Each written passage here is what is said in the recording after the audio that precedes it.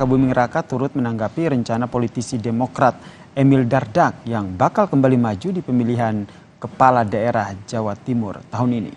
Emil Dardak menemui Gibran di kantor Balai Kota Solo. Keduanya pun menggelar pertemuan tertutup selama 1,5 jam.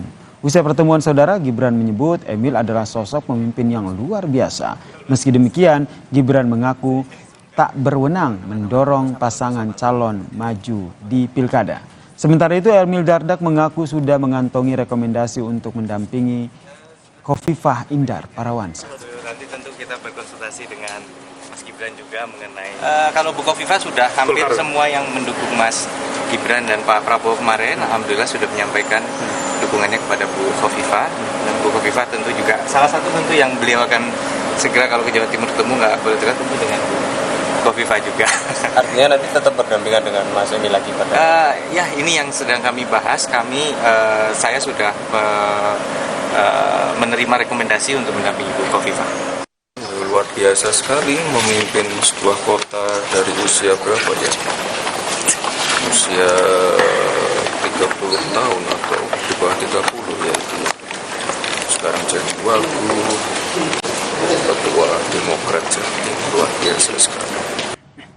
Saudara Menteri Investasi Bahlil Lahadalia mengatakan tidak perlu ada tim transisi ke pemerintahan baru karena program Prabowo Gibran dan juga program pemerintahan Joko Widodo saat ini sudah sejalan. Hal ini disampaikan oleh Bahlil Lahadalia menjawab soal tim transisi Prabowo Gibran menyambut pemerintahan baru. Menurut Bahlil, tim transisi dibentuk jika pemerintahan terdahulu tidak sinkron dengan pemerintahan terpilih. Sedangkan saat ini pemerintahan Prabowo Gibran jika terpilih bersifat melanjutkan program yang sudah ada di pemerintahan saat ini. Justru menurut Bahlil, tim yang dibentuk adalah tim pemantapan untuk melanjutkan program yang sudah bagus dan memperbaiki yang belum bagus. Kalau tim transisi itu kan kalau pemerintahan terdahulu tidak sinkron dengan pemerintahan yang terpilih. Tapi kalau pemerintahan yang sekarang itu judulnya berkelanjutan, apanya mau ditransisi? Jadi yang ada itulah tim pemantapan untuk melanjutkan yang sudah bagus, tapi yang belum bagus kita lakukan perbaikan. Dalam rangka melengkapi apa menjadi visi misi dan program dari Pak Prabowo sama Mas Gibran. Tapi kan orang-orangnya berbeda Pak, maksudnya kalau langsung itu orang-orangnya berarti sama. Orangnya Pak Prabowo juga timnya juga ada di kabinet. Terkait dengan hal ini, saudara, kita bahas bersama dengan pengamat politik Adi Prayitno yang telah bergabung bersama kami di Kompas Malam. Selamat malam, Mas Adi. Selamat malam, ya Sir. Ini menarik nih untuk kita bahas nih terkait dengan program Prabowo Gibran ini. Meskipun ini kan ternyata masih unggul secara hitung cepat KPU. Belum juga ada keputusan resmi dari KPU, belum juga pelantikan. Tapi ini di rapat kabinet ini sudah ada pembahasan soal program presiden terpilih Prabowo Gibran, khususnya soal makan siang gratis nih. Apa yang Anda lihat dari sini? Ya, saya kira memang ini bagian dari rasa percaya diri dari kubu nomor 2 yang saya kira bahwa mereka cukup confident akan memenangkan pertarungan di Pilpres 2024 hanya dengan satu putaran. Hasil real count KPU itu menempatkan mereka 58%, tapi kan data masuknya itu kan hampir 80% yang saya kira memang kalau melihat perolehan suaranya, disparitas dengan kubu 1 dan 3 jauh secara signifikan. Perolehan Prabowo Gibran dibandingkan dengan Anies kan selisihnya di kisaran angka 30-35%. Dibandingkan dengan kubu Ganjar Mahfud saya kira hampir 40%. Ini sepertinya yang menurut saya menebalkan satu keyakinan bahwa kubu Prabowo Subianto hakul yakin 100%. Sekalipun real count belum 100%, mereka akan memenangkan pertarungan. Nah, yang kedua menurut saya adalah bicara tentang program Prabowo dan Gibran tentu tidak parsial. Bukan hanya makan gratis, bukan hanya soal susu gratis. Saya kira banyak program-program lain yang saya kira perlu sinkronisasi. Ketimbang ribut bicara tentang tim sinkronisasi, tim pemantapan, tim peralihan, dan seterusnya, bagi saya harus ada program prioritas ya. Dari sekian begitu banyak janji-janji politik yang sudah disampaikan Prabowo Gibran dalam proses kampanye pemilu di 2024 yang lalu, apa yang paling mantap? Satu adalah akses terhadap dunia pekerjaan. Saya kira itu jauh lebih penting dibandingkan yang lain. Karena makan gratis dan susu gratis ini kan programnya long terms. Tidak sehari 2 hari yang saya kira proses penganggarannya juga akan pelik dan cukup lama karena ini kan membutuhkan dana yang tidak sedikit. Nah itu dia, programnya cukup pelik dan cukup lama, membutuhkan anggaran yang tidak sedikit gitu. Sehingga apakah menurut Anda biar nanti pelaksanaannya itu bisa tepat guna, tepat sasaran sebelum dilantik pada Oktober nanti, ini pembahasannya sudah mulai dilakukan oleh pemerintahan Joko Widodo? Ya saya kira memang harus melisting kira-kira program prioritas apa aja yang akan dituntaskan dalam 100 hari kinerja atau dalam waktu misalnya 6 bulan ketika sudah ditetapkan sebagai presiden dan wakil presiden. Saya kira program prioritasnya bukan hanya soal makan dan minum susu gratis ya.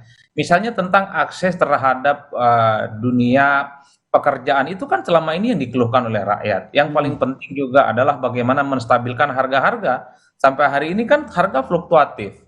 Rakyat misalnya hari ini mengeluhkan soal harga beras yang mahal ya. Kemudian banyak masyarakat yang gagal panen. Saya kira itu adalah program prioritas yang selalu berulang.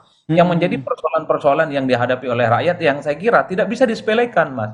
Oleh karena itu, daftar begitu banyak persoalan kebangsaan kita itu harus ditargetkan menjadi prioritas yang mestinya dibahas oleh kubu nomor 2, yaitu Pak Prabowo Subianto dan Gibran Rakabuming Raka. Bahwa Indonesia itu bukan hanya butuh makan, bukan hanya butuh minum susu. Orang bisa berhenti butuh makan, bisa butuh susu, stop disuplai oleh negara. Kalau akses terhadap pendidikan itu, sama kesehatan itu, termasuk pekerjaan itu bisa dijamin. Jadi menurut Anda untuk 100 hari ke depan jika nanti terpilih ya ini harus kita garis bawahi bersama karena memang belum ada keputusan dari KPU begitu. Jika nanti terpilih Prabowo Gibran ini program prioritas untuk 100 hari lah biasanya kan begitu ya kalau presiden dan juga wapres yang baru nih makan siang gratis nih masuk dalam program prioritas atau menurut Anda ada yang lebih prioritas dari hal ini? Bagi saya ada yang jauh lebih prioritas ya. Kalau makan dan susu gratis ini kan sepertinya program-program yang ingin membuat masyarakat kita memang sehat. Tapi jauh lebih penting dari itu adalah bagaimana rakyat itu bisa bekerja. Kalau rakyat bisa bekerja, daya beli mereka akan meningkat. Itu artinya apa? Negara itu bisa stop subsidi makan dan susu gratis karena rakyat sudah engage. Mereka sudah bisa menghasilkan uang dan mereka mendapatkan uang untuk memenuhi kebutuhan mereka masing-masing. Bagi saya, makan dan susu gratis ini hanya sebatas supply jangka pendek yang tidak melulu harus diberikan kepada rakyatnya. Oleh karena itu, ini mestinya jadi stimulus supaya rakyat itu independen. Mereka itu kreatif dengan kinerjanya, dunia misalnya pertanian, kemudian perkebunan, kemudian nelayan, itu bisa diantisipasi persoalan-persoalan yang dari dulu tidak pernah tuntas. Mereka susah untuk mengembangkan usaha mereka sampai saat ini. Oleh karena itu, bagi saya, makan gratis, susu gratis, ini hanya trigger dari sekian banyak isu-isu krusial lain yang mestinya diprioritaskan. Apapun judulnya, tim ini mau transisi, tim pemantapan, tim keberlanjutan. Bahwa masalah bangsa ini bukan hanya soal butuh makan dan butuh susu, Mas. Oke, menarik nih terkait dengan tim nih. Tadi kata Anda, mau tim transisi, tim pemantapan, atau tim apalah namanya. Tapi dari hemat Anda, ini akan ada peralihan begitu pastinya. Ada dari pemerintahan sekarang dan juga pemerintahan yang terpilih. Apa yang menjadi hal baik ataupun benang merahnya? Bagi saya sederhana, ini kan tidak mudah nanti menyusun postur kabinet 5 tahun yang akan datang. Pasti begitu banyak kepentingan-kepentingan yang ada. Dari kubu Gerindra tentu sudah punya ada postulat. Sekian banyak kementerian yang akan diisi oleh kader terbaik mereka. Dari kubu dari Golkar, kemudian ada PAN, ada Demokrat, termasuk misalnya dari keinginan-keinginan bagaimana Pak Jokowi juga menempatkan orang-orang kepercayaannya. Belakangan ini kan sudah mulai ramai menjadi pembicaraan publik bahwa Pak Jokowi juga pastinya akan menempatkan orang-orang terbaiknya menjadi bagian dari untuk melanjutkan program pemerintah 5 tahun yang akan datang. Jadi sinkronisasi antar tim dan antar kepentingan ini menurut saya menjadi bagus. Barcelona itu tampil menjadi tim yang cukup solid beberapa waktu yang lalu karena Pep Guardiola mampu meracik pemain-pemain bintang yang ada.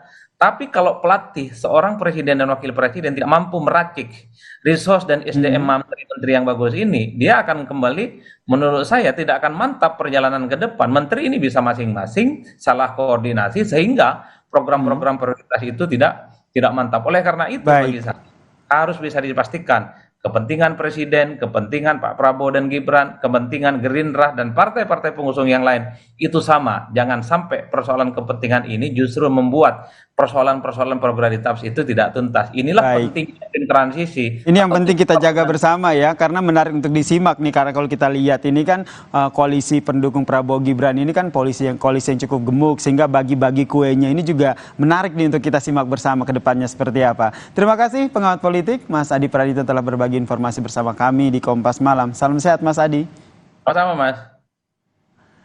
Usai jeda saudara, Kompas Malam akan hadir dengan informasi seorang pengendara motor di Bandung, Jawa Barat tewas setelah terjerat kabel seling yang menjuntai ke bawah.